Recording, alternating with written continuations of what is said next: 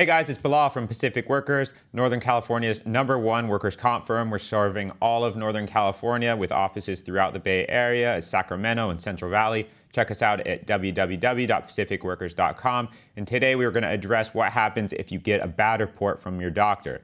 So in work comp, there's a couple of different doctors. You have your medical legal doctor that's called a QME or AME, and you also have your treating physician. And they really have two different roles, but ultimately they are responsible for discussing things like your disability status, permanent disability, work restrictions, need for future medical care, and ultimately just whether or not you had an injury in the first place. So if you have a treating physician, and often these are the doctors that you first go to, the great ones that your insurance company sends you to, they write bad reports. And oftentimes people want to know, how do I deal with that bad doctor and their bad report? Because it's impacting my case, my life, and my benefits. And so ultimately, if you don't like your treating physician, you can change your treating physician. If you've already gotten a bad report from your treating physician, you can go to what's called a QME or an AME.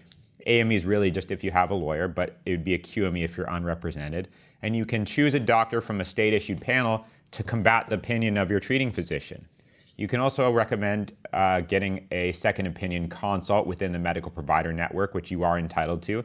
You're actually entitled to a third opinion if you want, but you got to know the labor code and you've got to know how to address it. Generally, it starts with asking the adjuster. However, oftentimes if you get a bad report and the doctor says you don't need any future medical care, you don't need to see a doctor anymore, the insurance adjuster won't listen. And so if you're getting dragged around and ultimately the adjuster's not authorizing a second or third opinion, you probably want to lawyer up and get help. If you have a bad QME report, on the other hand, it's a different story. Oftentimes, the only way to combat a QME is to take their deposition or request a supplemental report, which is a very nuanced art. Quite frankly, that should be left to the lawyers.